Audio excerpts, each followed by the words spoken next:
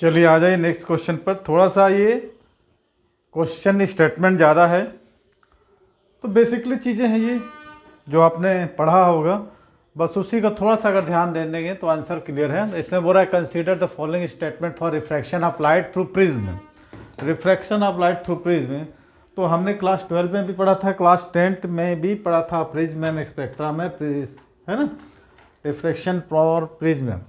सबसे पहले हम ये प्रिज्म देख लेते हैं, पहले इसको बाद में देखेंगे क्या कथन है क्या सही है। तो सबसे पहले प्रिज्म के बारे में हमने बेसिकली नॉलेज ये पढ़ा था कि ये रिफ्रैक्टिव सरफेस है A B C. A B और ए सी क्या रिफ्रैक्टिव सरफेस है, जहाँ से क्या होता है लाइट रिफ्रैक्ट होती है, चाहे rare to denser, denser to rare. Refracted ray, emergent ray और इंसिडेंट रे, तीनों को आपने देखा था। हालांकि यहाँ पर हम जेई का क्लास चला रहे हैं तो डायरेक्ट हमको आंसर देना था, लेकिन बेसिकली चीज़ें कुछ लोगों को पता नहीं होता है। जब क्लास चलती है तो उस समय थोड़ा सा ध्यान दोगे तो बाकी चीज़ें का आसानी से आप आंसर लिख कर आ जाएंगे एग्ज़ाम में, नहीं तो अटक जाएंगे। ये हमने देखा था, ठीक। ये इंसिडेंट रे, ये रिफ्रैक्टेड रे और ये इमर्जेंट रे। और ये क्या था, इसका नॉर्मल था, है ना। जब मान लो ये रिफ्रैक्टिव सरफेस है, ये लाइट के पाथ में अगर ये रिफ्रैक्टिव सरफेस ए बी नहीं होता, due to nature of light ये क्या चलता, आगे की चलता। इस रेस को यदि हम पीछे की ओर बढ़ाते तो दोनों किस एंगल पर कट करते, जिसको हम बोलते हैं एंगल ऑफ मिनिमम डेविएशंस, ठीक। अब ये जो रिफ्रैक्टेड रे है ये क्या होता है, ये पैरेलल टू बेस, बेस को थोड़ा सा खींच दिया जाता है। तो क्वेश्चन ये बोलता है द रिफ्रैक्टेड रे इनसाइड प्रिज्म बिकम्स पैरेलल, है ना। द रिफ्रैक्टेड रे इनसाइड प्रिज्म बिकम्स पैरेलल, है ना। क्वेश्चन तो यही बोल रहा है ना, किसके पैरेलल है, बेस के। क्वेश्चन मेरे पास है, क्वेश्चन का स्टेटमेंट थोड़ा लंबा है, क्वेश्चन मेरे पास है, पीडीएफ में आया था। The refracted ray prism inside prism parallel to the base, parallel to the base, वही बोल रहा, पैरेलल टू द बेस। तो ये तो बिल्कुल भी सही है ना। तो पहला हम टिक कर देते हैं कि ये रिफ्रैक्टिव रेज है ना, जो कि प्रिज्म के अंदर होता है, ये बेस के पैरेलल होता है, ठीक। अब इसके बाद हमने ये भी देखा था, दूसरा कंडीशन क्या हो रहा है, larger angle prism provide smaller angle of emergence becomes parallel. ये तो खैर रॉन्ग होगा मेरे को लग रहा है, ठीक। इसको चलिए बाद में देखते हैं, पहले इसको देते हैं। Angle of incidence and angle of emergence becomes parallel. Angle of incidence and angle of emergent, ठीक है। अब देखिए ये एंगल ऑफ इंसिडेंट है और ये एंगल ऑफ, दोनों एक दूसरे से क्या पैरेलल है, यस, ठीक, पैरेलल हो गया। अब देयर आर, हाँ, देयर आर क्या लिखा ये, always two sets of angle of incident for which deviation will be same except of minimum deviation setting। तो इसके लिए हमको एक ग्राफ देखे थे, इसके लिए हम ग्राफ देखे थे, ग्राफ प्लॉट करते हैं, आप लोग भी प्लॉट करिए कि किसके किसके बीच हमने ग्राफ देखा था। चलिए ड्रॉ कर लिया आपने। देखिए जब हमने इस कंडीशंस को देखा था, ये हम जब ग्राफ प्लॉट किए थे किस पर, एंगल ऑफ इंसिडेंट और एंगल ऑफ डेविएशन के लिए, जिसमें मिनिमम डेविएशन के लिए एक ही पॉइंट था, लेकिन I1 और I2 के करस्पॉन्डिंग दो डेविएशन हम मिल रहे थे, डेल 1 और डेल 2। तो इसको तो मेरे ख्याल से ट्रू ही होना चाहिए, सी, इसके दो सेट्स आपको मिल रहा है, तो आपका ACD आंसर सही होगा।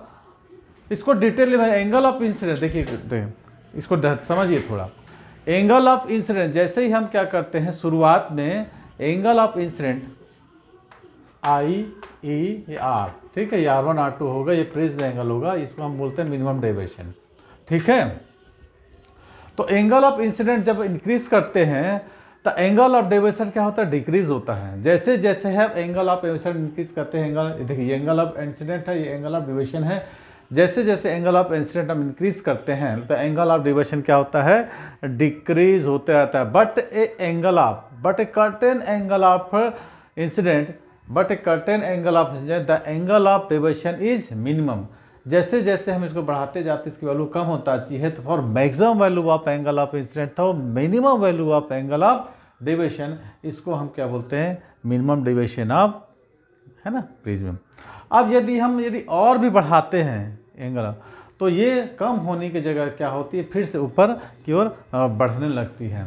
तो क्या होता है, जैसे जैसे हम इसको बढ़ाते हैं तो इसकी वैल्यू, जैसे एंगल ऑफ इंसिडेंट को बढ़ाते हैं तो इसकी वैल्यू कम होती जाती है, कम होते होते एक स्थिति ऐसी आती है for maximum value of angle of incidence, तो minimum value of angle of minimum deviation, उसके बाद जितना ही हम एंगल ऑफ इंसिडेंट को बढ़ाते हैं तो इसकी वैल्यू कम होने की जगह क्या होती है, बढ़ती जाती है।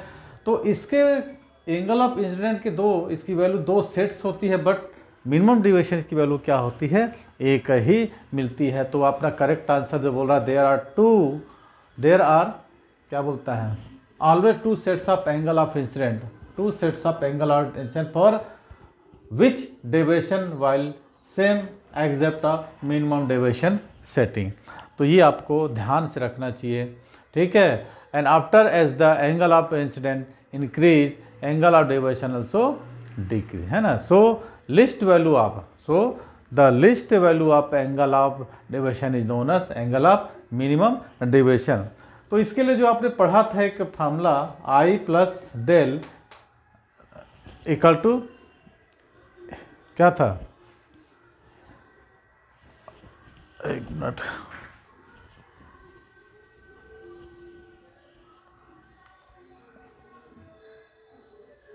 क्वेश्चन इसी को बोल रहा है ना। खैर ये फार्मूले से हमको तो कोई मतलब भी नहीं, इससे निकालने जाएंगे ना हम तो निकलेगा नहीं, है ना, इससे हमको कोई मतलब नहीं है। आई प्लस ई, ये अपन पढ़े थे ना, I plus E equal to A plus del, तो R1 plus R2 equal to A, तो 2R equal to A, R equal to A by 2। या फिर हम एक फार्मूला और देख सकते हैं, इसे भी वेरीफाई कर सकते हैं, refractive index for prism mu equal to sine A plus del m by 2, और ये हो जाएगा साइन ए बाई 2। इससे भी हम निकाल सकते हैं इसकी वैल्यू को। तो यदि हम क्रॉस मल्टीप्लिकेशन कर दें, mu sine A by 2 equal to sine A plus del m by 2, तो साइन इधर आ जाएगा, तो साइन इनवर्स और mu sine A by 2 equal to A plus del m by 2, तो 2 को यहाँ ले आ जाएंगे तो 2 इधर आ जाएगा, और दोनों तरफ यदि ए सब्ट्रैक्ट कर देते हैं, है ना, तो डेल एम है ये, तो डेल एम की वैल्यू को हमको निकल जाती है ना, 2 sine inverse mu sine A by 2 minus A equal to del m. इस मेथड से भी हम निकाल सकते हैं। तो आपने देखा कितना बेसिकली क्वेश्चंस को सॉल्व करने को दिया था। पहला था अपना refractive ray inside the prism becomes parallel to the base, correct हो गया। Angle of incidence and angle of emergence becomes parallel, I और ये दोनों क्या होगा, पैरेलल हो जाएगा, ठीक है। There are always 2 sets of angle of incidence for which deviation will same except of minimum deviation setting. तो ये था हमारा कुछ क्वेश्चन जेई 2025 अप्रैल सेशन का, मेंस का। चलिए नेक्स्ट क्वेश्चन देखते हैं।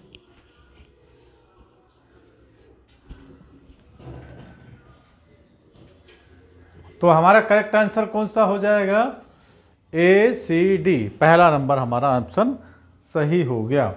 कौन सा हो गया, पहला number option A C D.